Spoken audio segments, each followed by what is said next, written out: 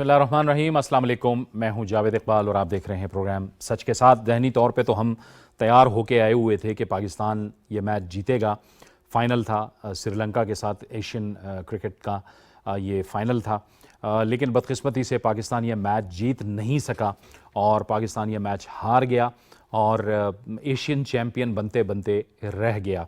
लेकिन अगर क्रिकेट को देखा जाए तो यकीनी तौर पर क्रिकेट जो है एक ऐसी गेम है कि जो जिस दिन अच्छा खेलता है और जो बेहतरीन परफॉर्म करता है वही टीम जीतती है।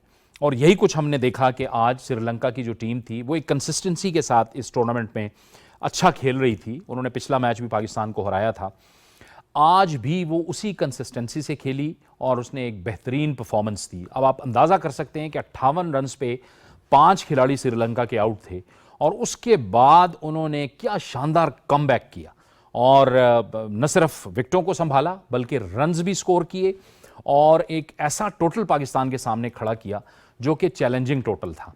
अगर हम ये कहें कि ये टोटल चेज़ हो सकता था तो ये भी कोई ऐसी बात नहीं होगी, क्योंकि इससे ज़्यादा का टोटल हमने इंडिया के खिलाफ चेज़ किया। लेकिन श्रीलंका के खिलाफ हमारी जो विकेटें हैं, हमारी जो बैटिंग है, वही जिसका रोना हम रो रहे हैं कि हमारी मिडिल ऑर्डर परफॉर्म नहीं कर रही। बाबर आजम खुद कप्तान हैं, वो परफॉर्म नहीं कर रहे। उनके लिए टूर्नामेंट जो है वो एक नाइटमेयर साबित हुआ है। वो रन्स बिल्कुल भी नहीं कर सके। फिर फ़खर ज़मान और बाबर ज़मान के लिए टूर्नामेंट एक ही जैसा रहा है। तो हम ज़रा क्रिकेट पे भी बात करेंगे और इसके साथ साथ जो पाकिस्तान में सैलाब के नतीजे में, सैलाब तो चला गया लेकिन तबाही और बर्बादी के अन्न में नकूश छोड़ गया है, उस हवाले से भी हम बात करेंगे। पहले मेहमानों का हम तारुफ करवा दें। हमें ज्वाइन कर रहे हैं स्टूडियोज़ में क्रिकेट कमेंटेटर हैं, एक्सपर्ट हैं जनाब काशिफ शब्बीर। काशिफ साहब, आपको खुशामदीद कहते हैं। हमें गुफ्तगू में ज्वाइन कर रहे हैं एहसान टीपू महसूद, सीनियर जर्नलिस्ट हैं, आपको भी खुशामदीद कहते हैं। और ताहिर नईम मलिक साहब, सीनियर तज्ज़ियाकार। और प्रोफेसर साहब, बहुत शुक्रिया आपकी आमद का भी। काशिफ साहब, ये हम क्या देख रहे थे कि हम तो समझ रहे थे कि शायद हम कुछ खेलेंगे, कुछ मुकाबला करेंगे, हम तो मुकाबला ही नहीं कर सके। जी बिल्कुल, और हम सब ये समझ रहे थे कि शायद टॉस जीतेंगे तो उससे ये होगा कि हम 50% से ज़्यादा मैच जीत जाएंगे, और टॉस हम जीत भी गए लकीली। लेकिन उसके बाद हमारे बॉलर्स ने परफॉर्म करके भी दिया। आपने अपने इंट्रो में बहुत अच्छी बात कही कि 58 पे 5 उनके मेन खिलाड़ी, वो सब मेन खिलाड़ी जो कि परफॉर्म कर रहे थे, जो बैट्समैन स्कोर कर रहे थे, तमाम को हमने आउट कर लिया। लेकिन उसके बाद हम थोड़े से कंप्लेसेंट हो गए, थोड़े खामोश हो गई हमारी बॉलिंग भी। और दूसरी बात ये समझ नहीं आई कि पूरे टूर्नामेंट में इफ्तिखार को बॉल नहीं दी गई और पूरे टूर्नामेंट में हमारा बेस्ट स्पिनर जो था वो नवाज़ था। लेकिन आज की मैच में 3 ओवर इफ्तिखार से करा लिए, 1 ओवर नवाज़ से कराया। नवाज़ के 3 ओवर इस्तेमाल ही नहीं किए। और उसके बाद ये था कि धानी बिल्कुल फिट हो गया था, हमने धानी को जगह नहीं दी, जबकि हमने देखा था कि पिछले श्रीलंका के मैच में हसनैन इतनी कोई इंप्रेसिव बॉलिंग नहीं करा सका। लेकिन उसके बावजूद टीम में ने वो जो रिक्वायर्ड शफलिंग थी वो रिक्वायर्ड शफलिंग भी नहीं हुई। और उसके बाद अनफॉर्चुनेटली पूरा टूर्नामेंट में हमने देखा कि बाबर आजम स्कोर नहीं कर सका। और जहाँ तक मिडिल ऑर्डर की आपने बात की, बिल्कुल ऐसे प्रॉब्लम है मिडिल ऑर्डर के। प्रॉब्लम यह है कि हम फ़खर ज़मान जो कि प्रॉपर ओपनर है हमारा, जिसने PSL में इतनी अच्छी कारकर्दगी दिखाई, जो तमाम लीग्स में जाके एज एन ओपनर खेलता है, स्कोर करता है, उसको हम इंटरनेशनल मैचेस में 1 डाउन खिला रहे हैं। बाबर आजम जो है वो प्योर 1 डाउन का प्लेयर है, उसको हम ओपनर खिला रहे हैं। शुरू में तो अच्छा खेले बाबर आजम और रिजवान, लेकिन उसके बाद अगर पिछले 10-12 मैचेस देखें बाबर आजम के, तकरीबन 22 या 20 रन की एवरेज है बाबर आजम की, और फ़खर ज़मान की 1 डाउन पर जाके 14-15 की एवरेज है, जो कि बहुत ही अजीब सी एक एवरेज है। लेकिन उसके बावजूद मैं समझता हूँ रिस्पॉन्सिबिलिटी जो लेनी चाहिए थी बैट्समैन को, रिस्पॉन्सिबिलिटी नहीं ली गई। जिस प्रोफेशनल तरीके से खेलना चाहिए था वो नहीं खेला गया। आप देखें कि हमने 15वें ओवर में जाकर अपना 100 रन मुकम्मल किए और 15वें ओवर तक रिजवान की 50 भी नहीं हुई थी। रिजवान का स्ट्राइक रेट जो तकरीबन 100-105 के लगभग चल रहा था।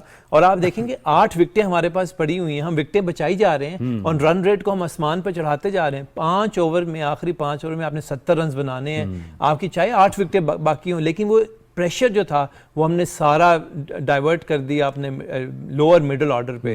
और वो किस तरह उसको एब्जॉर्ब कर सकते हैं।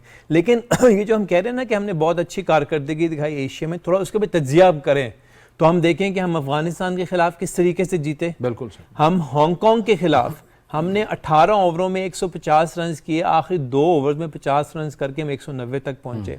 हाँ, इंडिया के खिलाफ हमने मैच अच्छा प्रोफेशनल खेला और एक तरतीब के साथ खेला, लेकिन उसके अलावा तमाम मैचेस हम ऐसे मुश्किल करते गए।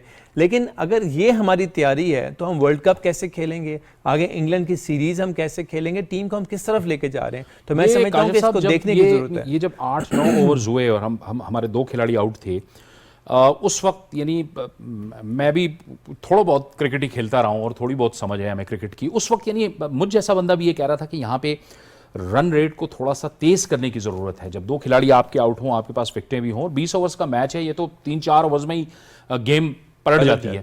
इसका मतलब है कि हम उधर समझ ही नहीं सके कि हमने थोड़ा सा अपना रन रेट को बढ़ाना है, थोड़े से स्कोर को स्पीड अप करना है, ताकि बाद में आने वाले जो खिलाड़ी हैं उन पे प्रेशर ना बन सके। असल में मुझे लगता ये है कि शायद सारी टीम जो है ना वो इंडिविजुअलिज्म के शिकार हुई है।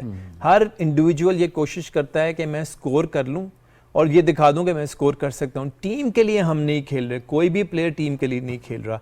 आपके सामने एक इनिंग पहले मिसाल थी, राजापक्षा को आप देखें कि वो उसने अपने स्ट्राइक रेट को और एवरेज को मेंटेन करते गए, चलते गए। हसरंगा जो था, जो कि बॉलर है लेकिन एक ऑलराउंडर है, उसने बहुत अच्छा खेला और बड़े तरतीब के साथ वो स्कोर को बढ़ाते गए। वही हमें भी करने की ज़रूरत थी कि हम अपने एवरेज को देखते जाते, और जब आपके पास स्कोर जो है वो बोर्ड पे लगा हो और आपको पता हो कि आपने किस एवरेज के साथ जाना, तो एवरेज मेंटेन करना बहुत आसान हो सकती है। देखिए, इस पूरे टूर्नामेंट में सिवाय हांगकांग के मैच के तमाम वो टीमें जीती जिन्होंने बाद में बैटिंग की, क्योंकि वो एक तरतीब के साथ मैच को लेकर जा रही थी। आपने विकेटें तो बचा ली, स्कोर अगर आपने नहीं किया तो एंड रिजल्ट तो वही हुआ, 0/0, आप मैच हार गए। तो बेहतर ये होता कि आप एक इंटेंट शो करते, या आप एक तरतीब से लेकर चलते, अपनी एवरेज को मेंटेन करते, ताकि हम स्कोर को आगे बढ़ाते। पिछले 7 मैच हमने खेले हैं श्रीलंका के खिलाफ, जिसमें से 2 हम जीते हैं, 5 हम मैचेस हारे हैं। और स्ट्राइक रेट जो है हमारे टॉप ऑर्डर जितने भी बैट्समैन हैं उनका सबका 120-25 से लेकर 118-19 तक है। 205 का स्ट्राइक रेट हमारा जो है नसीम शाह का है। बिल्कुल ठीक। तो आप ये देखें कि हम करना क्या चाह रहे हैं। T20 ऐसा है कि जिसमें पहले पावर प्ले में आपने इस्तेमाल करना होता है, जिस वक्त 2 प्लेयर्स बाहर होते हैं, बाकी सारे दायरे के अंदर होते हैं। उसके अंदर हमारा 36 रन थे, 36 रन थे और 2 हमने खिलाड़ी उसमें नुकसान किया था। बेहतर होता कि हम 4 आउट कर लेते, लेकिन 50-60 स्कोर कर लेते, ताकि ये कि हम तरतीब के साथ आगे लेके जाते हैं। दूसरी बात ये है जावेद साहब कि 4थे नंबर पे हमारा ऑलराउंडर आ जाता है इफ्तिखार, 8वें नंबर पे हमारा ऑलराउंडर है, 7वें नंबर पे शादाब, और 8वें नंबर पे हमारा प्योर बैट्समैन है आसिफ, जो कि हमारा प्रॉपर बैट्समैन है। उसको हमने 8वें नंबर पे भेजा हुआ है, और उसको हम कोशिश करते हैं कि 5, 6, 7 गेंदों से ज्यादा, हाँ, बिल्कुल 8-10 गेंदों, बल्कि उसको मशहूर कर दिया 8-10 गेंदों का ही प्लेयर है वो। अगर 8-10 गेंदों का प्लेयर है तो आपने जो हैदर अली को अंदर बिठा के रखा हुआ है, उसको आपने हांगकांग के खिलाफ नहीं खिलाया, श्रीलंका का जिसका मैच का कोई रिजल्ट का फायदा नहीं था उसमें आपने नहीं खिलाया, तो फिर फायदा क्या? फिर उसको लेकर क्यों गए थे? हमने उस्मान कादिर को तो ले आए, हसन अली को तो हम ले आए एज अ, जबकि प्रॉब्लम हमारा था बैटिंग के अंदर, हम शफलिंग कर रहे थे अपने बॉलिंग के अंदर। हमें समझ ही नहीं आ रही कि हमने करना क्या है, क्या दूसरी प्रॉब्लम ये हमारी टीम के अंदर नजर ये आ रही है कि फटीग हो गई हैं बहुत ज्यादा प्लेयर्स। रिजवान आपके फटीग हुए हैं, बाबर आजम फटीग हुए हैं, आपके बॉलर्स सारे ही फटीग हुए हैं। अगर आप इसको प्रॉपर रोटेशन के हिसाब से नहीं खिलाएंगे तो फिर आप क्या करेंगे? ये बड़ा मसला होगा। ये आप दुरुस्त कह रहे हैं, इस पर मजीद आपसे बात करते हैं। एहसान साहब, आप बताइए, आपकी क्या तवक्कुआत थी? आप भी तो आज निकले हुए थे और मैच देख रहे थे। इस्लामाबाद में तो बड़ी बड़ी स्क्रीनें भी लगी हुई हैं, बल्कि हर जगह स्क्रीनें लगी हुई थी, और सब ये तवक्को लेकर गए थे कि मैच जीतेगा पाकिस्तान और पाकिस्तान एशियन चैंपियन बनेगा। हाँ, एग्जैक्टली हम सबकी एक्सपेक्टेशन तो यही थी कि पाकिस्तान जीतेगा, और ये जो यहाँ पे एक सैलाब की वजह से एक सिचुएशन बनी हुई है तो मुल्क को, कौम को एक खुशखबरी मिलेगी। लेकिन जिस तरह सर ने बड़े अच्छी तरीके से एक्सप्लेन किया कि कहाँ पे खामियां थी, और वो चीज़ हमें फिर नज़र भी आई। मैं क्रिकेट एक्सपर्ट तो हूँ नहीं, लेकिन जो चीज़ मैंने नोट की है कि मुझे लगा कि ओवर कॉन्फिडेंस की वजह से ये, यानी हम इतने कॉन्फिडेंट हो गए थे कि हमने अपनी जो गलतियाँ थी उसको हमने नोट नहीं किया, और उसकी वजह से हम मार भी खा गए। और दूसरा ये कि श्रीलंकन जो टीम थी तो उसमें मुझे एक फाइटिंग स्पिरिट, क्योंकि वहाँ पे जिस तरह हालात बने श्रीलंका में, तो वो चीज़ मुझे ग्राउंड पे नज़र आई कि उसमें हम अपनी कौम के लिए और मुल्क के लिए कुछ लेके जाना है। तो ग्राउंड पे वो चीज़ वाकई नज़र आई कि जिस तरीके से उसने फाइट बैक किया। आपने बिल्कुल सही बताया कि यानी 56 पे उसके 5 खिलाड़ी आउट हो गए थे, और मैं उसी के बाद मैंने मैच देखना शुरू किया। ठीक, मैं कहीं काम से बाहर गया होता, तो वो एक प्लेयर उसने बड़ी ज़बरदस्त परफॉर्मेंस दी। और तो ये चीज़ें अब देखने की ज़रूरत है कि जहाँ पे फ्लॉज हों, जहाँ पे कोई खामियां हों, उनको दूर किया जाए। और पाकिस्तान, क्योंकि ये वाहिद एक खेल है इस मुल्क में जिस पे पूरी कौम यूनाइट होती है। हालांकि जितनी पोलराइजेशन है पॉलिटिकल फ्रंट पे या सोशल, तो उसमें ये चीज़ थी कि अगर ये कब जो है हमारे नसीब में आता तो हो सकता है ये बड़ी खुशखबरी। बेहतर होता है साहब, आपके लिए कितनी गैर मुतवक्की थी ये बात, क्योंकि अब जहन तो जाहिर है सब लोगों ने बनाया हुआ था कि हम लोग मैच जीतेंगे। और चलें, जैसे एहसान साहब फरमा रहे थे कि चले एक सैलाब की सूरत हाल में कुछ तो हमें रिलीफ मिलेगा, कोई कुछ खुशी तो मिलेगी ना। बिल्कुल ये तवक्को थी और कि लोग आज भरपूर तरीके से खुश होंगे, और जो परफॉर्मेंस पाकिस्तान टीम की जा रही थी उसके हिसाब से भी।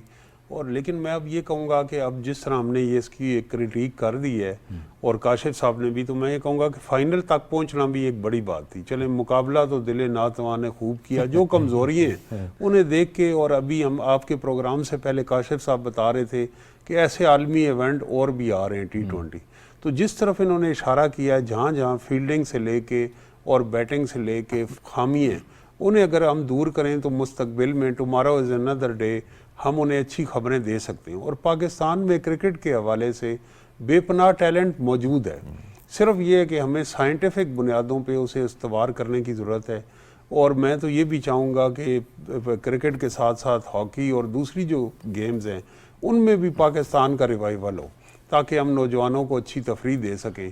तो ये जो खामियाँ हैं इनकी तरफ हमें फोकस करना होगा, तो आने वाले वक्त में पाकिस्तान के क्रिकेट के शायकीन को अच्छी खबरें भी मिल सकती। चले, आपने कहा कि और इवेंट्स हारे हैं, लेकिन काशिफ साहब अगर इसी बैटिंग लाइनअप के साथ, इसी मिडिल ऑर्डर के साथ अब हम वर्ल्ड कप में जाएंगे तो हमारा क्या हाल बनने जा रहा है, अगर यही हमारी परफॉर्मेंस रही और ये हमारी बॉडी लैंग्वेज रही। यानी आप देखें कि श्रीलंका 58 पे 5 आउट और उन्होंने वहीं से गेम को लिया और उसको मंतकी अंजाम तक पहुंचाया। हमारा हाल ये था कि हम 2 विकेटें गिर गई, 36 रन हम बना पाए अपने फर्स्ट पावर प्ले में। देखें, अभी तो इसके बाद अभी इंग्लैंड आ रहा है पाकिस्तान 7 T20 खेलने के लिए। उसके बाद पाकिस्तान ने न्यूजीलैंड जाना है, फिर न्यूजीलैंड से पाकिस्तान ने ऑस्ट्रेलिया जाना है। और वहाँ के विकेट्स, यहाँ के विकेट्स ज़मीन आसमान का फ़र्क है। अब देखें, मसला ये है कि अब जो हमारा नेशनल T20 हो रहा है, हमें अपने डोमेस्टिक क्रिकेट पे, स्ट्रक्चर पे ट्रस्ट करना पड़ेगा। वहाँ जो लड़के परफॉर्म कर रहे हैं उनकी परफॉर्मेंस को गेज करके वहाँ से टैलेंट निकालना चाहिए। और अपने जो पूल हमारा है 25-30 लोगों का, जिसमें से हम टीम बनाते हैं, उस पूल को बड़ा करने की ज़रूरत है, ताकि जो यंगस्टर्स हैं वो इसके अंदर आएँ और हर एक को अपना ड्यू शेयर मिले। ये हर बंदा बात कर रहा है कि जी इस वक्त हमारा मिडिल ऑर्डर का प्रॉब्लम है, और मिडिल ऑर्डर के प्रॉब्लम को हमें देखना पड़ेगा कि हम उसको किस तरीके से बेहतर कर सकते हैं। अगर आप एक बंदे के ऊपर पूरी टीम को चलाएंगे तो फिर टीम कामयाब नहीं हो सकती। हमने बॉलिंग में देखा कि शाहीन आफरीदी जब वो बीमार हुए और जब वो इंजर्ड हुए, तो उसके बाद हमें समझ नहीं आ रहा था कि हम किस बॉलर को वापस लेकर आएँ। हसन अली को दोबारा हम वापस लेकर आए, जिसको हमने निकाला था। लेकिन डोमेस्टिक में मीर हमजा परफॉर्म कर रहा है, उसको हम चांस नहीं दे रहे। वो भी बहुत अच्छा बॉलर है, लेकिन उसको हम चांस नहीं दे रहे। हम हसन अली को वापस लेकर आ गए, लेकिन उसको एक मैच भी नहीं हसन अली को खिलाया। आखिरी मैच खिलाया और जिसमें जो उसके साथ हुआ वो हम सब ने देखा। तो इसका मतलब है कि हमें डोमेस्टिक पे ट्रस्ट करना पड़ेगा, वहाँ से लड़कों को निकालना पड़ेगा। शान मसूद परफॉर्म कर रहे हैं, हारिस सुहेल परफॉर्म कर रहे हैं, इखलाक परफॉर्म कर रहे हैं, असद शफीक परफॉर्म कर रहे हैं, हबीबुल्लाह परफॉर्म कर रहे हैं। तो ये सारे वो लड़के हैं जो जिनको हम आगे लेकर आएँ, जो प्रॉपर करें। देखें, अगर आपने ऑस्ट्रेलिया में खेलना है जहाँ की बाउंसी ट्रैक होंगे, बॉल सीम भी कर रहा होगा, स्विंग भी कर रहा होगा, वहाँ पर हमें प्रॉपर 5 बैट्समैन चाहिए। 5 बैट्समैन, 2 ऑलराउंडर और बाकी आपके बॉलर्स। अगर इनको लेकर जाएंगे तो ही आप कामयाब होंगे। बॉलिंग का जहाँ तक ताल्लुक है, वहाँ हमारा अभी तक बिल्कुल ठीक है हम, क्योंकि बॉलिंग में आपके जितने जो 4 फास्ट बॉलर्स हैं, सारे 145-150 किलोमीटर की स्पीड करने वाले हैं। लेकिन पेस के साथ साथ लाइन एंड लेंथ की भी ज़रूरत है। मैं समझता हूँ कि बॉलिंग के शोबे में हम ठीक रहेंगे, लेकिन बॉलिंग में, बैटिंग में हम मार खाएंगे। आप देखेंगे पहला मैच जो हमारा इंडिया के खिलाफ हुआ था, उसमें तमाम हमारे बैट्समैन जो थे वो शॉर्ट पिच गेंद के ऊपर फंस रहे थे और सारे उसी तरीके से आउट हुए। तो वहाँ पर ऑस्ट्रेलिया में तो बॉल आएगी, राइजिंग डिलीवरी होगी, शॉर्ट ऑफ लेंथ गेंद कराएंगे, वहाँ पर प्रॉब्लम होगा। तो ये सब चीज़ों को सेलेक्टर्स को देखने की ज़रूरत है, टीम मैनेजमेंट को देखने की ज़रूरत है। और हमने वहाँ देखा है कि मैथ्यू हेडन को भी एज अ मेंटोर हम ऑस्ट्रेलिया के लिए लेकर जा रहे हैं। शॉन टेट हमारे साथ हैं, सकलैन मुश्ताक हमारे साथ हैं, मोहम्मद यूसुफ हमारे साथ हैं। तो मैं समझता हूँ कि हमें अपनी बैटिंग को दोबारा रिकूप करने की ज़रूरत है, मिडिल ऑर्डर को स्ट्रेंथन करने की ज़रूरत है, और जो प्लेयर जहाँ का है उसको वहाँ पर खिलाएं। फॉर एग्जांपल अगर Fakhar Zaman as a pure opener है तो उसको ओपन में लेकर आएँ, बाबर आजम को वन डाउन लेकर आएँ, शान मसूद को टीम में इंडक्शन होनी चाहिए, अब्दुल्ला शफीक की जगह बनती है टीम के अंदर। तो ये सारे प्लेयर्स आएंगे तो फिर कोई वजह, टैलेंट की कोई कमी नहीं है, लेकिन थोड़े स्ट्रक्चर को बेहतर करने की जरूरत है, थोड़ा मैनेजमेंट को बेहतर फील्डिंग जो है वो कितना बड़ा फैक्टर रहा है। हमने देखा है कि इसी फाइनल के अंदर हमने देखा कैचेस ड्रॉप हुए, शादाब से भी ड्रॉप हुए। हाइट पे जब बॉल जाती है तो वहाँ हमारी जो नज़र होती है वो गड़बड़ कर जाती है, जबकि श्रीलंकन्स को हमने देखा उन्होंने फील्डिंग में भी 100% दिया, उन्होंने कैचेस, कोई कैच उन्होंने नहीं छोड़ा, चाहे वो हाइट पे हो चाहे उनके दाएं हो बाएं हो, वो कैच के पीछे जाते गए, बॉल के पीछे जाते गए। क्रिकेट का एक बहुत मशहूर मकूला जिसको सब जानते हैं कि कैचेस विन मैचेस, इसमें तो कोई दो राय ही नहीं है। हमें जो है वो अगर आप कैचेस पकड़ लेते, फॉर एग्जांपल राजापक्षा का अगर हम वो उस वक्त शादाब कैच पकड़ लेते, कम से कम 15 से 20 रन का फर्क पड़ जाना था। और अगर 15-20 रन का फर्क होता और 170 की जगह यही हम 140 चेज कर रहे होते तो सारी मेंटालिटी टीम की और गेम की मुख्तलिफ हो जानी थी। इसलिए एक एक रन जो है वो सेव करना ज़रूरी है। इंडिया के मैच में फ़खर जमान ने, आपको याद होगा कि आखिरी 2 गेंदों पे 7 रन एक्स्ट्रा दे दिए, और वो आखिरी वक्त वो 7 रन हमारे गले पड़े हुए थे, बिल्कुल गले पड़े हुए थे। इसी तरीके से एक एक चीज बड़ी इंपॉर्टेंट है, और T20 के अंदर तो आपको पता है कि चंद रन की इधर या उधर चेंज हो जाती फील्डिंग की बॉल। और इस टूर्नामेंट में हमने देखा कि जब बॉल ज्यादा हवा में जाती है तो हमारे प्लेयर्स को ये भी नहीं पता कि कॉल किसने करनी है, किसने बोलना है कि भाई मेरा ये कैच है, आपस में टकरा रहे हैं। उनका जो मैच, उनका जो एक कैच था, आपने देखा कि वो एक फील्डर आ रहा था और वो बहुत स्लो आ रहा था और उससे कैच ले लिया, और दूसरा खड़ा आराम से देख रहा था। हाँ जी बिल्कुल। अच्छा, और अक्सर ऐसे भी हो जाता है कि ज्यादा हाइट पे हो तो अगर दूसरा फील्डर करीब आ जाए तो बिल्कुल अलर्ट खड़ा होता है कि अगर बॉल उसके बाउंस करके ऊपर निकले तो मैं उस गेंद को पकड़ लूंगा। मतलब इतनी कोऑर्डिनेशन होनी चाहिए, और यहाँ पर जो है जाकर आपस में टकरा रहे हैं हम, समझ ही नहीं आ रहा हमें क्या हो रहा है। तो मैं समझता हूँ कि जो मैनेजमेंट हमारी है, जो इतने हमने प्रोफेशनल्स रखे हुए हैं लड़कों की ट्रेनिंग के लिए, ये उनके लिए ज़रूरी है। ये जो लैपटॉप लेकर बैठी होती है ना मैनेजमेंट, वो इसी मकसद के लिए बैठी होती है कि वो नोट करे, पॉइंट्स लिखे कि भाई आपकी क्या कमी है जिसको हम बेहतर कर सकते हैं और किस तरीके से चीज़ों को इम्प्रूव कर सकते हैं। इसी तरीके से आप बेहतर होंगे और आप दुनिया में कम्पीट करेंगे। इस बार हमने वो भी देखा कि वो जो बैठे होते थे मैनेजमेंट के, तो वो चार्ट लेके बैठे होते थे और D1 C1 वो पूरे एक स्ट्रेटजी डिवाइस कर रहे होते थे और वो एक मैसेज दे रहे होते थे। जी बिल्कुल बिल्कुल, पूरा एनालिटिकल सिस्टम बाहर चल रहा होता है, लोग उसको पूरा प्लान कर रहे होते हैं। इवन यहाँ तक होता है कि आप पूरे ग्राउंड की शक्ल बना के आप प्लेस करते हैं कि कहाँ कहाँ फील्डर होगा, कहाँ गेंद करानी है, किस तरीके से बैट्समैन को रोकना है, और हर बैट्समैन का वीक और स्ट्रॉन्ग पॉइंट का पूरी मैनेजमेंट को पता होता है। फॉर एग्जाम्पल हमारे रिजवान का आप सबको पता चल गया है कि वो लेग का स्ट्रॉन्ग प्लेयर है और ऑफ पे वो नहीं खेल सकता, और ऑफ पे हल्के से शॉर्ट पिच गेंद दे तो उसको वो फंस जाता है वहां पर, तो हर बंदा उसको वहां पर गेंद कराता है। और इसी तरीके से बाकी प्लेयर्स की भी हर एक की वीकनेस और स्ट्रेंथ जो है वो दूसरी टीम को पता होती है, और उसी में तो फिर वो गेम वो पूरी खेलते हैं, उसी को मैनिपुलेट करते हैं और इसी से जो है वो टीम आगे लेकर चलते हैं। चलें, ठीक है, बहुत शुक्रिया काशिफ बशीर साहब, आप हमारे साथ इस गुफ्तगू में शामिल रहे। इस मरहले पे आपका शुक्रिया हम अदा करेंगे। और ज़ाहिर है पाकिस्तान तो ये फ़ाइनल हार गया, लेकिन इन्हीं गलतियों से पाकिस्तान को अब सीखना है और अपनी अगले जो सीरीज़ हैं, जो टूर्नामेंट्स हैं, उसके लिए तैयारी करनी है। एक ब्रेक का वक्त हो चाहता है, ब्रेक लेंगे और ब्रेक के बाद फिर हम बात करेंगे कि पाकिस्तान में जो सैलाब की सूरत हाल है, उसमें जो इमदादी कार्रवाइयाँ हो रही हैं, क्या सूरत हाल है, अपडेट करेंगे एक ब्रेक के बाद।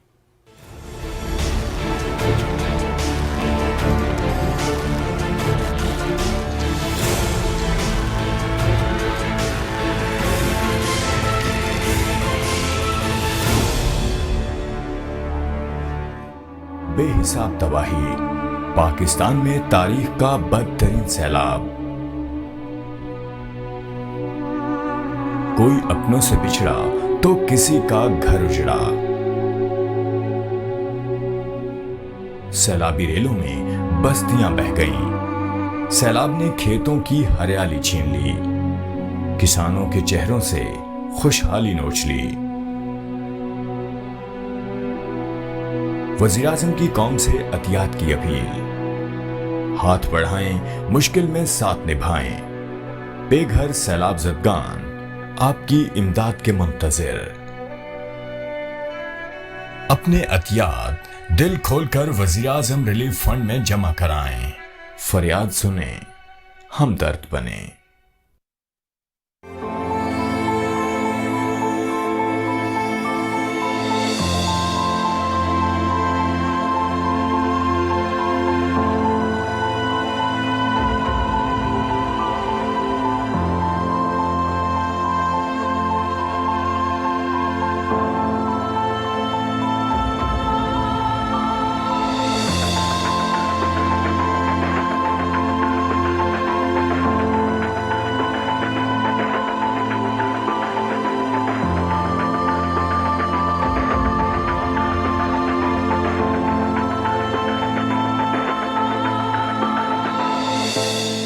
सैलाब से मुतासरा बहन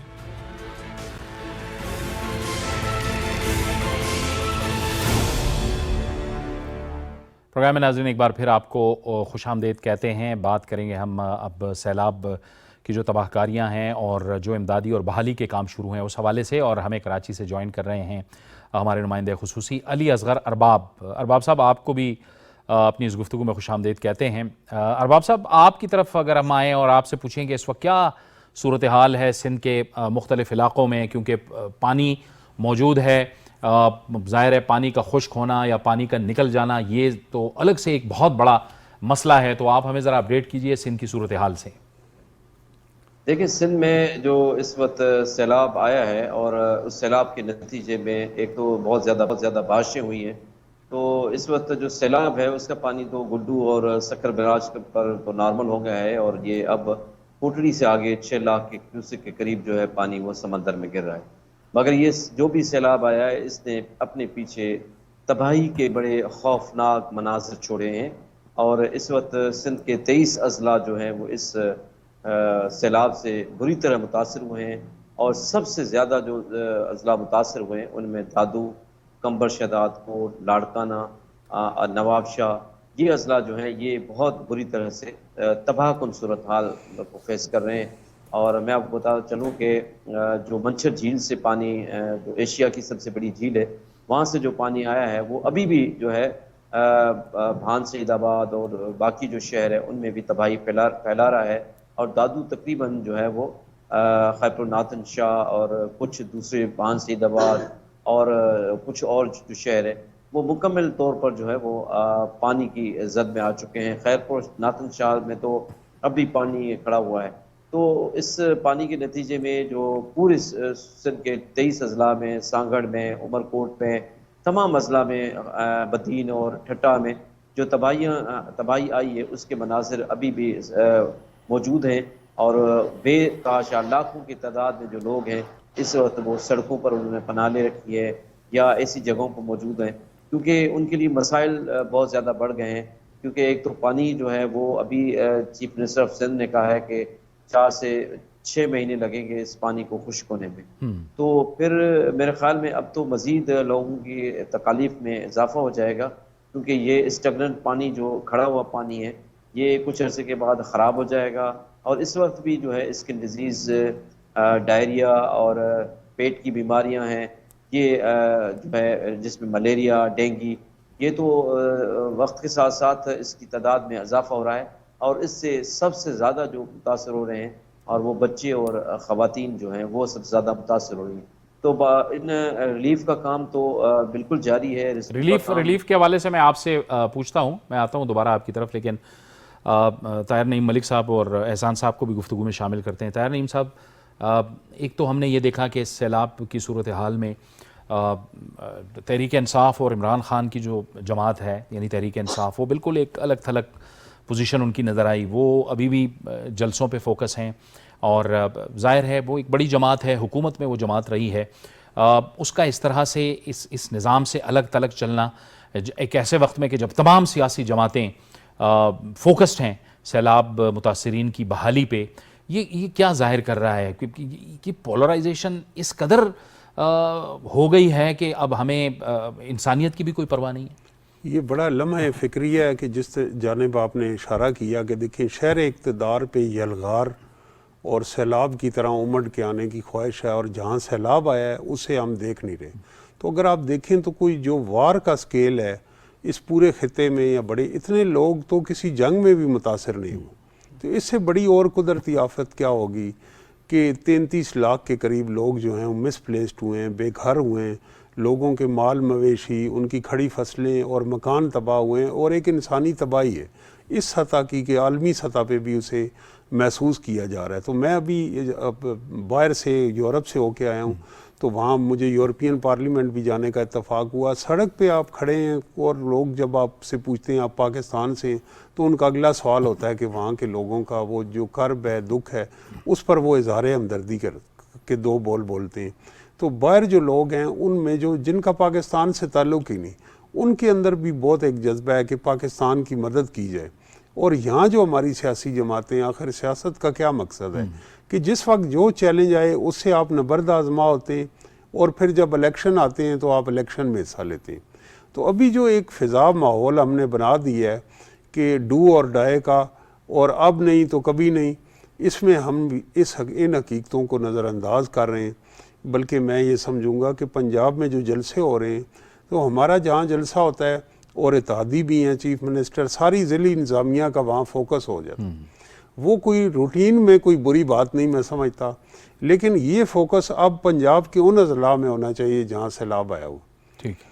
तो ये एक मिसप्लेस्ड हमारी डायरेक्शन है। और दूसरा जो डिबेट होनी चाहिए उन इंसानों की के ऊपर कि वो किस हाल में, और हुकूमत पे प्रेशर आए, हमारे माशरे पे इन लोगों पे प्रेशर आए जो साहिब सरवत लोग हैं, उस जलसों से जो ख़बरें निकलती हैं नफ़रत की, वो टॉप ट्रेंड बन जाती हैं और फिर सारी फ़िज़ा उधर। ये मेरे नज़दीक बड़ी तकलीफ़ देह बात है। ठीक है। एहसान साहब, खैबर पख्तूनख्वा, ये ज़ाहिर है शुमाली इलाका जात, बारिशें हुई, फिर वहाँ से सिलसिला शुरू हुआ, फिर खैबर पख्तूनख्वा के इलाकों से होता हुआ कालाम में जो तबाही हमने देखी, सवात में, चारसद्दा, नौशहरा, और फिर आगे ये पंजाब में दाखिल हो गया ये सैलाब। ऐसी तबाही के दौरान आप समझते हैं कि जो खैबर पख्तूनख्वा हुकूमत का जो एक रिस्पॉन्स होना चाहिए था वो वैसा रहा? क्योंकि वहाँ पर भी हमने देखा कि वहाँ के जो वज़रा भी हैं वो ज़्यादा फोकस नज़र आए इन जलसे जुलूसों पे और इन सारे मामलात पे। आप देखें सोशल मीडिया पे तनकीद हुई मीडिया पे तनकीद हुई, तो कहीं फिर जाके पेशावर का जलसा मनसूख हुआ और उसके बाद वो फोकस हुए। यानी पूरी दुनिया, अक़वाम मुत्तहिदा के सेक्रेटरी जनरल आ रहे हैं और वो यहाँ का विज़िट कर रहे हैं और वो कह रहे हैं कि मैंने पूरी ज़िंदगी में ऐसी तबाही नहीं देखी, मैंने बहुत सी आफतें देखी हैं लेकिन ऐसी तबाही नहीं देखी। आपको लगता है कि प्रॉपर था रिस्पॉन्स? नहीं, बिल्कुल नहीं था प्रॉपर। और ये जो आपने जलसे की बात की वो वाला तो उन्होंने सोशल मीडिया प्रेशर की वजह से यानी वो पोस्टपोन करवाया, लेकिन वही जलसा उन्होंने दोबारा करवाया और उसमें जो सरकारी जितने भी वसाइल थे वो उनका भी इस्तेमाल हुआ। और फिर वहाँ पे यानी शुरू में जो वज़ीर आला साहब का जो हेलीकॉप्टर है उसके हवाले से जो एक चीज़ उन्होंने, और उसके हवाले से जिस तरीके से उन्होंने कहा कि नहीं ये तो रेस्क्यू के लिए इस्तेमाल हो ही नहीं सकता, लेकिन जब फिर सोशल मीडिया से प्रेशर आया तो अगले दिन उन्होंने अनाउंस किया कि नहीं अब हम ये रेस्क्यू के लिए वो करेंगे, इस्तेमाल करेंगे। तो वो जो है, तो मेरे ख्याल में जो KP की हुकूमत है वो भी जो यहाँ पे PTI की जो मरकज़ी क़यादत है उनके इशारों पे या उनके कहने पे उनकी भी पूरी तवज्जो, बल्कि ये भी इतलात हैं कि जो सूबाई वसाइल हैं वो भी इन पे खर्च हो रहे हैं और वहाँ से भी मामलात यानी बनीगाला तक वो चीज़ें पहुँच रही है। और इसमें जो आज जो मैंने एक चीज़ देखी है जो कि इंतहाई शॉकिंग है, और ये मेरे ख्याल में न सियासत है, ये मैं इसको यानी बहुत फ्रेंकली तरीके से कहूँगा कि ये मुल्क और अवाम दुश्मनी है। कल एक ट्वीट किसी ने शेयर किया जिसमें UK एड एक जी बिल्कुल वो आपने एक गंदम की बोरी पे लिखा और उन्होंने कहा कि सिंध में जो है या पीपल्स पार्टी या बाकी वहाँ पे जो सरकारी अफसरान है वो जो बाहर से इमदाद आ रही है उनको इस तरह वो बेच रहे हैं। उस ट्वीट को तकरीबन 6000 लोगों ने रिट्वीट किया और सारे जो अकाउंट्स हैं वो PTI से लिंक्ड हैं। और उसमें उन्होंने जो UN के सेक्रेटरी जनरल है उसको भी टैग किया, USAID को भी टैग किया, UK को भी टैग किया कि आप लोग असिस्टेंस ना दें, क्योंकि ये पता नहीं उनका जो एक नैरेटिव है कि चोर या वो, हालांकि वो 2014 की इंडिया की तस्वीर है एग्जैक्टली। तो ये यानी आप इसमें तो आप ना हुकूमत का आप नुकसान कर रहे हैं, ये गरीब अवाम का आप नुकसान कर रहे हैं, और वो उन्होंने किया। अभी किसी ने मुझे वो लिंक भेजा कि NDMA की तरफ से ऑफिशियल रिस्पांस आया क्लैरिफिकेशन कि ये झूठ है, ये कोई यहाँ पे नहीं है और ये वाकई इंडिया की तस्वीर है। तो मेरे ख्याल में तो ये तो अवाम दुश्मनी है, ये तो न सियासत है, ये तो बिल्कुल वो अपने यानी अपने मकासद के लिए, अपने इंटरेस्ट के लिए आपने पूरे मुल्क को भी दाव पे लगाया और फिर अवाम को लगाया। और जिस अवाम की आप हमेशा वो भी करते हैं कि मैं मदीना की रियासत बनाऊंगा। और दूसरा ये कि एक और चीज़ भी मैं ऐड करना चाहूँगा कि जिस तरह यहाँ पे एक यानी ये मेरे ख्याल सियासत नहीं, ये मुनाफकत है, आप अवाम के साथ यानी बेवकूफ़ बना रहे हैं। कि जिस तरह हमने कहा कि ये इम्पोर्टेड हुकूमत है, ये बाहर से, यानी फिर अमेरिका का भी इन्होंने नाम लिया। अभी इतलात ये हैं कि बनीगाला में एक सीनियर जो अमेरिकन ऑफिशियल हैं, जो जिनके माजी में बड़े करीबी रवाबत रहे हैं अमेरिकन एस्टेब्लिशमेंट के साथ, उनके साथ उनकी मीटिंग हो रही है। और एक और सीनियर वो जो यानी फॉर्मर वफाकी वजीर थे, उनकी भी किसी बड़े यूएस ऑफिशियल से मीटिंग हुई है। तो एक तरफ तो आप अपने मामला वहाँ पे बेहतर कर रहे हैं, दूसरी तरफ आप मुल्क को भी दाव पर लगा रहे हैं और मुल्क के इंटरेस्ट को भी। और इस वक्त सिर्फ ये नहीं कि पॉलिटिकल पार्टीज एक सॉलिडेरिटी यूनिटी है, इंटरनेशनल कम्युनिटी आपके साथ खड़ी है।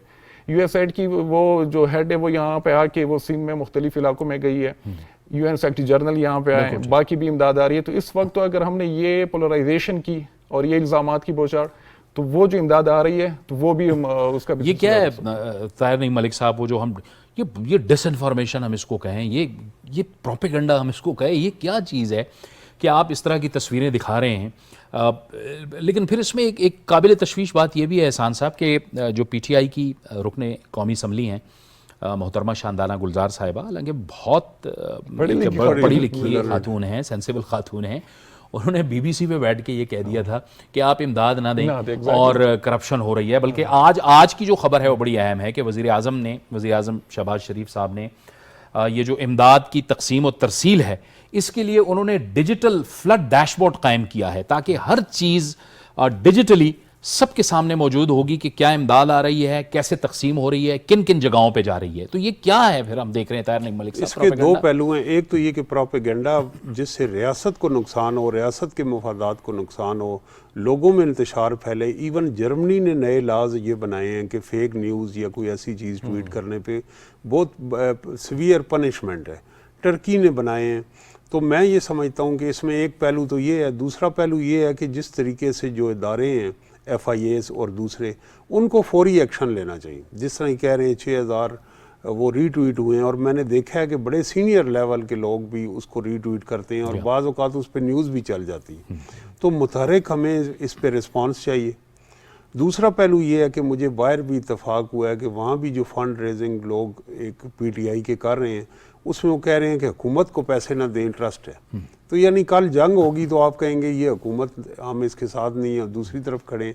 तीसरा, हम ये जो शोर मचाते हैं बहुत ज़्यादा करप्शन का, पाकिस्तान का जो डाटा है पॉवर्टी का, वो रिलायबल डाटा है। और ये जो बेनज़ीर इनकम सपोर्ट प्रोग्राम में और जो नादरा की मदद से मिलाया गया और जो सानिया निश्तर ने भी पिछली गवर्नमेंट में उसको कंटिन्यू किया, तो उस वक्त वो डाटा ठीक था।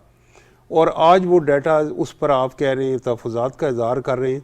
तो इसमें जो UN और दूसरे इदारे हैं, उन्होंने भी बेनज़ीर इनकम सपोर्ट प्रोग्राम के इस डाटा को, पॉवर्टी डाटा को, हमारे पास क्योंकि सेंसस पर वक्त नहीं हुए, तो ये शुक्र है कि ये डाटा है। और 2010 में और 11 में जो सैलाब आए थे, उसमें एक वतन कार्ड नादरा ने बनाया था और उस वक्त 20,000 रुपये डायरेक्ट किसी मिडल मैन के, यानी सैलाब मुतासरीन को ATM कार्ड दिया जाता था और मोबाइल ATM मशीनें थी, ठीक, और वो अपने पैसे विड्रा करते थे। इसी तरह आपने जावेद इकबाल साहब ज़लज़ला भी कवर किया, तो उसमें एक बड़ी हमें उस वक्त जो एड आई उसका भी एक सर्वे हुआ, असेसमेंट हुई। तो अब ये जो कमेटी बनी है इसमें भी रीच किया जाएगा और डिफरेंट, क्योंकि ये जो फेज़ था अब तक का, ये इब्तदाई था कि राशन, खैमा और बुनियादी ज़रूरियात।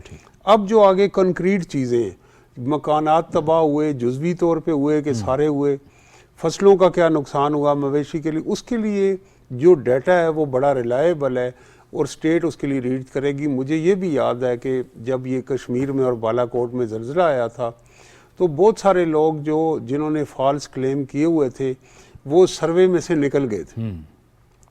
तो ये जो इस वक्त टेक्नोलॉजी की मदद से और डिजिटल जो चीज़ें हैं उनकी मदद से आप, और बायोमेट्रिक सिस्टम है कि आप इमदाद कोई सिंध में वसूल कर रहा है बलूचिस्तान में, और उसके फिंगरप्रिंट से आप वेरीफाई कर सकते हैं कि क्या ये वही शख्स है। तो इस बजाय ये कि हम ये सिस्टम एक्सप्लेन करें लोगों का, जिस पे लोगों का ट्रस्ट बहाल हो, हम उसका ये कर रहे हैं। अगर बैंक अकाउंट खोलने में बायोमेट्रिक वेरिफिकेशन हो सकती है, अगर सिम लेने में हो सकती, तो रकम की वसूली जो इमदादी रकम है उसकी वसूली भी हो सकती है। और वो कब बैनुल-अक़वामी तौर पे वो रिलायबल मैकेनिज़्म है।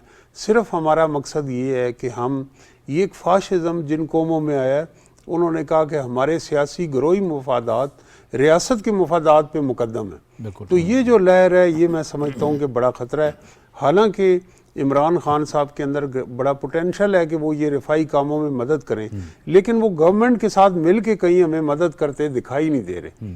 तो ये चीज़ जो बजाते खुद है ये एक बड़ी तशवीशनाक। उनका अपना फोकस भी जो है वो जल्द से जुलूसों की तरफ ज़्यादा है, बजाय इसके कि वो रिफाई काम में कर तो रहे हैं वो टेलीथॉन वगैरह, लेकिन एक ऐसा टेलीथॉन हो कि पाकिस्तान की सारी सियासी शख्सियात, सारी शोबिज़ से शख्सियात और उलमाए दीन उसमें सब एक बैठे जगह हों। पे बैठ के, सब तो एक जगह मेरा पे ख्याल बैठ है के। कि उस टेलीथॉन का जो रिस्पांस आएगा और पाकिस्तान में पोलराइजेशन के बावजूद ऐसी शख्सियात जिंदगी के हर शोबे में जिनका कौम में इत्तेफाक राय है उन पे कंसेंसस अर्ज ये कर रहा था कि टेलीथॉन तो हो रही है लेकिन वो मटेरियलाइज नहीं हो रहा, वो ऑन ग्राउंड नजर नहीं आ रहा और वो रिफाई कामों टेलीथॉन में जो वादे हुए हैं जी हाँ, उन वादों को तकमील तक पहुंचाने के लिए मेरी आपके प्रोग्राम के तवसत से भी ये दरख्वास्त है कि रोज़ाना का डाटा शेयर करना चाहिए रिफाई तंजीमों को, पॉलिटिकल पार्टीज़ को कि ये प्लेजेस थे और आज का ये है स्टेटमेंट, ताकि जिन लोगों ने कमिटमेंट किया उनके ऊपर भी प्रेशर आए कि हमने देने। अरबाब साहब ये ज़ाहिर है सिंध हुकूमत की तो अपनी जिम्मेदारी है, और सिंध हुकूमत जो है वो पीपल्स पार्टी की हुकूमत है, पीपल्स पार्टी जो है मरकज़ में भी इत्तेहादी हुकूमत है, बहुत बड़ी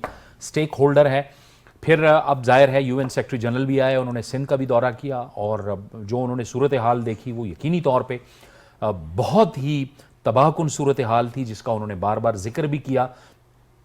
सिंध हुकूमत की जिम्मेदारी है इमदादी कामों की, बहाली के कामों की, और पूरे पाकिस्तान में फ़ौज भी काम कर रही है, फ़िज़ाइया भी काम कर रही है, नेवी भी काम कर रही है, लेकिन आप समझते हैं कि वो उस हुकूमत को भी एक प्रोपेगंडे का भी सामना है, क्योंकि एक जमात का जो प्रोपेगंडा विंग है वो बहुत मजबूत है, तो वो भी दो महाजों पर लड़ रही है, एक तो बहाली का काम कर रही है, दूसरा उसको भी प्रोपेगंडे का ही सामना है। बिल्कुल आपने ठीक कहा है कि सिंध गवर्नमेंट जो है वो फेडरल गवर्नमेंट के साथ जो भी रिलीफ गुड्स आती हैं वो आर्म फोर्स के ज़रिए, पाक फौज के ज़रिए जो है वो भी डिस्ट्रीब्यूट हो रही है। NDA में है, PDA में और बाकी प्रोमोशनल डिपार्टमेंट्स हैं और डिस्ट्रिक्ट गवर्नमेंट्स हैं, ये मिल के जो है वो उसकी डिस्ट्रीब्यूशन कर रहे हैं।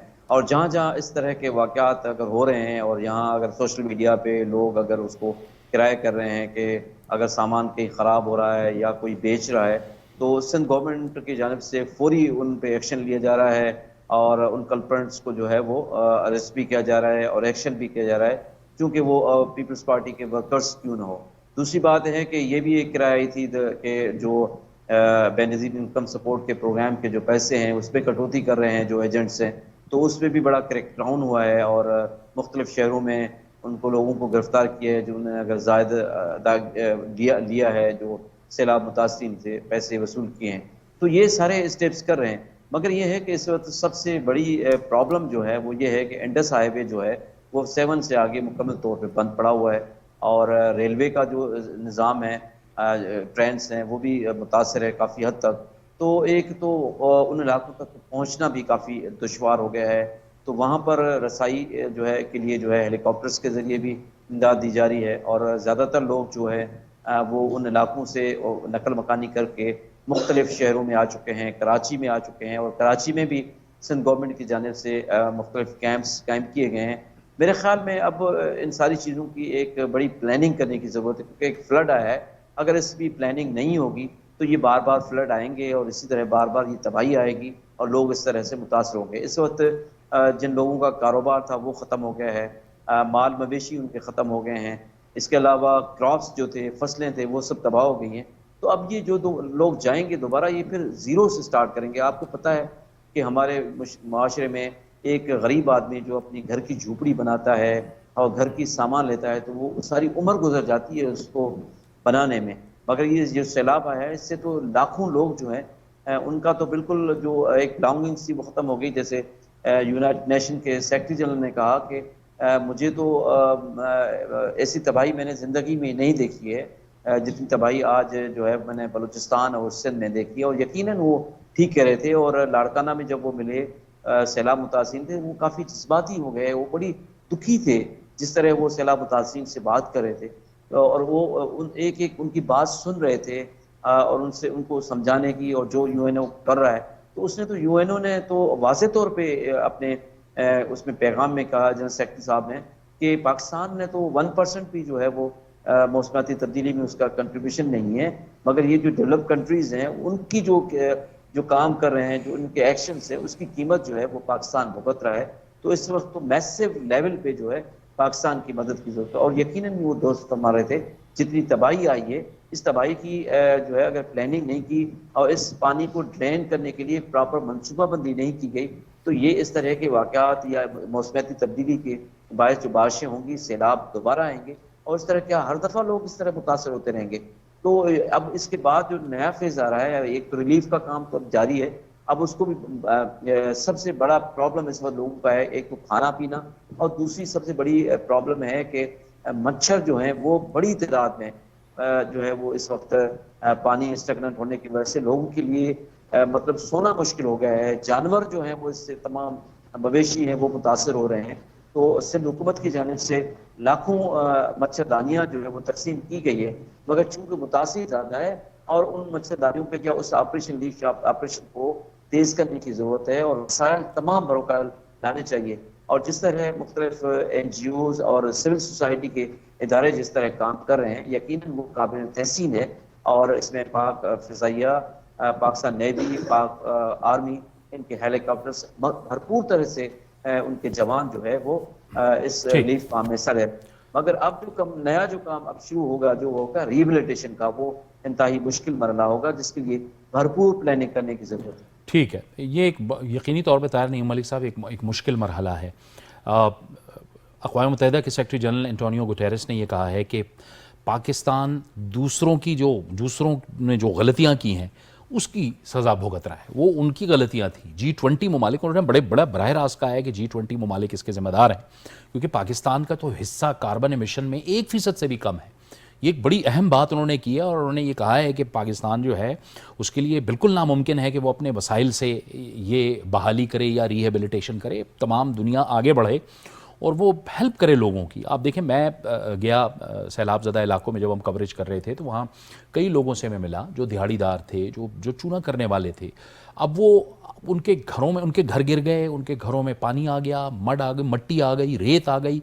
अब वो कई दिन तक अपने घरों से वो मट्टी, वो रेत निकालने में लगेंगे, बजाय इसके कि वो जाएं अपनी मजदूरी करें, दिहाड़ी करें। पूरा का पूरा एक इंफ्रास्ट्रक्चर हमारा तबाह और बर्बाद हो गया है। तो ये बड़ी अहम बात की है UN के सेक्रेटरी जी बिल्कुल, और ये अहम बात है। मेरा ख्याल है कि पाकिस्तान को इंटरनेशनल कम्युनिटी में और बाहर जो दुनिया के अमीर तरीन मुल्क हैं वहाँ पे ये बयानियाँ पेश करना चाहिए। और मुझे इसमें बड़ी तशवीश है कि हमारे जो फ़ॉरेन ऑफिस है और जो बाहर सफारतकार हैं वो कंफर्ट जोन में, उनको चाहिए कि वहाँ पे जो शोबिज़ से मुतल्लिक तख्सियात हैं, जो रिफाई इदारों से मुतल्लिक तल्क़ हैं, जो वहाँ के रोल मॉडल हैं, उनसे वो ये पॉलिसी स्टेटमेंट दिलाएं पाकिस्तान की मदद के लिए और उस पर ट्वीट करवाएं। और फिर ताकि वहाँ पे अगर लोग अफ्रीका की इतनी मदद करते हैं, वो श्रीलंका की इतनी मदद कर रहे हैं, तो पाकिस्तान की भी यकीनन करेंगे। तो वहाँ पे जो मुतारिक रोल होना चाहिए यूरोप अमेरिका में, और वो हमें वहाँ दिखाई नहीं दे रहा। तो एक तो इसमें ये करना चाहिए। और दूसरी बात ये कि बिल्कुल दुरुस्त तरफ उन्होंने कहा है कि कार्बन एमिशन जो हैं, जो मोस्ट इंडस्ट्रियलाइज्ड नेशंस हैं, वो उन्होंने अपने मुल्कों में भी वो टैक्स नहीं लगाया उस इंडस्ट्री पे, और उसका खमियाजा हम भुगत रहे हैं। तो फिर उनके ऊपर एक कॉरपोरेट सोशल रिस्पॉन्सिबिलिटी आती है कि जो उन माशरों में, पाकिस्तान जैसे मुल्कों में जहाँ वैसे ही लोग मुश्किलात का शिकार हैं, गुर्बत है, वहाँ पे वो ये इनकी मदद करें। और मदद करना कोई इतना मुश्किल काम नहीं है, सिर्फ ये है कि हमें ये केस वहाँ पे अभी, और मैं उम्मीद रखता हूँ आज की बल्कि इतलात भी ये हैं कि UN की जो जनरल असम्बली में हमारे प्राइम मिनिस्टर की स्पीच होगी, उसका भी महवर ये इनमें होगा। तो ये एक अपॉर्चुनिटी है कि उस अहम मौके पे आपको भी कवर करने का कई दफ़ा मौका मिला है। वहाँ साइड लाइन्स पे और मीडिया में और सोसाइटी में ज़बरदस्त अपॉर्चुनिटी, अगर हमारा फ़ॉरेन ऑफिस और वहाँ पाकिस्तान एम्बेसी जो USA में है मुतहरिक रोल करे, तो आई एम श्योर कि इसके ऊपर बड़ी हमें मीनिंगफुल चीज़ें इंटरनेशनल कम्युनिटी से मिल सकती हैं। एहसान साहब, ये खैबर पख्तूनख्वा में जो कालाम दरिया के गिर्द जो होटल्स बने, जो गैर कानूनी तामीरात हुई, और जिसका जिक्र हमारे और सहाफ़ी दोस्तों ने भी पेशावर में किया, और उन्होंने सवालात उठाए कि किसने इसकी इजाज़त दी, कई इमारत गैर कानूनी बनी, क्योंकि आप भी गुजर गए हैं, आप उनके रास्ते में बिल्डिंग खड़ी करेंगे तो जाहिर है वो गिरेंगे भी, नुकसान भी होगा, और फिर आप कहेंगे कि नुकसान हो गया, नुकसान हो गया, नुकसान हो गया। आपको लगता है कि अब वहाँ पर कोई खैबर पख्तूनख्वा में उनके खिलाफ कोई एक्शन होगा? नहीं, एक्शन तो बिल्कुल होना चाहिए, क्योंकि ये जो आपने दरिया की बात की तो रिवर प्रोटेक्शन एक्ट है और वो बिल्कुल कानून भी है, तो उस पर अमल होना चाहिए। और वो जो रिपोर्ट्स आपने भी देखी होंगी कि वहाँ पे ये इल्ज़ामात भी जो मकामी सहाफ़ी हैं बड़े क्रेडिबल हैं कि यहाँ पे जो इंतज़ामिया है या यहाँ से कुछ पॉलिटिकल फिगर्स हैं उन्होंने NOC दिलवाई है और ये उनके साथ कोई उनके भी अपने शेयर्स हैं, तो वो वायलेशन हो रही है। और ख़ासकर जो सवात रीजन है इस पूरे में, वहाँ पर ये चीज़ें हो रही हैं। और दूसरी इंटरेस्टिंग बात ये कि अब सवात से वज़ीर आला भी, कुछ मिनिस्टर्स भी, उनका ताल्लुक भी सवात से, तो वो मेरे ख्याल में अब नहीं चाहेंगे कि इन लोगों के खिलाफ कोई एक्शन हो। और क्योंकि इलेक्शन भी आ रहे हैं तो अपने हलके में इस तरीके से। और खैबर पख्तूनख्वा में एक और रीजन है जिसको हम मुसलसल इग्नोर कर रहे हैं, वो है DI खान, डर इस्माइल खान, जनूबी अजला, बिल्कुल बिल्कुल। DI खान और टांग जो है उनकी इंटेंसिटी इतनी ज़्यादा है कि मेरे ख्याल यानी जो सिंध के बाद अगर है तो वहाँ पे, क्योंकि मेरा खुद भी वहाँ से ताल्लुक है, तो पूरा इलाका यानी पूरा ये जो डिवीज़न है वो पानी में है। और वहाँ पे भी हज़ारों की तादाद में जो घर हैं वो भी हो गए हैं, लाइफ स्टॉक जो हैं, फसलें तबाह हो गई हैं। और जो फ्यूचर हमारा ब्रेड बास्केट होगा खैबर पख्तूनख्वा का, वो DI खान डिवीज़न होगा, तो वो उनकी तरफ भी देखना चाहिए। और दूसरी बात प्रोफेसर साहब ने बड़ी अच्छी की कि हमारी जो सिविल ब्यूरोक्रेसी है उनको अपने कंफर्ट जोन से निकलना चाहिए। हमारी जो डिप्लोमेटिक मिशंस हैं इंटरनेशनली बड़े कैपिटल्स में, उनको भी ज़रा फ्रंट पे आना चाहिए। क्योंकि अभी जो हम एफर्ट देख रहे हैं तो या प्राइम मिनिस्टर साहब की तरफ से कि वो खुद हर जगह हर इलाके गए हैं। और दूसरा ये कि सिंध में जो हमारे वज़ीर ख़ारजा हैं बिलावल भुट्टो साहब, उनकी हमें वो चीज़ नज़र आ रही है। बाकी ये लोग क्या कर रहे हैं वो हमें नज़र नहीं आ रहा। और ग्राउंड पे यानी जो हमारी जो डिस्ट्रिक्ट एडमिनिस्ट्रेशन के सीनियर ऑफिशियल्स हैं उनसे लोगों की बहुत शिकायतें हैं कि उनकी तरफ से रिलीफ जो हमें मिल रही है उसमें रुकावटें सामने आ रही हैं और वो प्रॉपर तरीके से वो रिलीफ जो है या जो राशन वगैरह है वो मुतासरीन तक नहीं पहुँच पा रहा। बहुत शुक्रिया एहसान टीपू महसूद साहब आपका, ताहिर नईम मलिक साहब, अली असगर अरबाब साहब, आपने हमें कराची से ज्वाइन किया, सिंध की सूरत हाल थे। बहुत शुक्रिया आपका। जाहिर है कि हुकूमती सतह पे तो बहाली के काम हो ही रहे हैं, लेकिन तबाही का जो पैमाना है वो इतना बड़ा है कि वो यकीनी तौर पर पाकिस्तान के लिए उसको अपने लिए संभालना बहुत मुश्किल है। और इसी तनाजुर में ज़ाहिर है अक़वाम मुत्तहिदा के सेक्रेटरी जनरल ने पूरी दुनिया से पाकिस्तान की इमदाद की भी अपील की है। लेकिन ज़रूरत यहाँ पर इस चीज़ की है कि पाकिस्तानी सिफारत खाने जिन जिन ममालिक में हैं, जहाँ जहाँ पाकिस्तान के सिफारती ताल्लुक़ात हैं, उन सिफारत खानों को मुतहर्रिक होना होगा, वहाँ पे सफ़रा को मुतहर्रिक होना होगा और दुनिया को बताना होगा कि जो तबाही हुई है ये इसका पैमाना क्या है। जब ये बताएंगे तो तभी पूरी दुनिया को एहसास होगा और पूरी दुनिया को भी पता चलेगा कि पाकिस्तान को कितनी शदीद ज़रूरत है बहाली की और रिहेबिलिटेशन की। जावेद इकबाल को इजाज़त दीजिए, अल्लाह हाफ़िज़।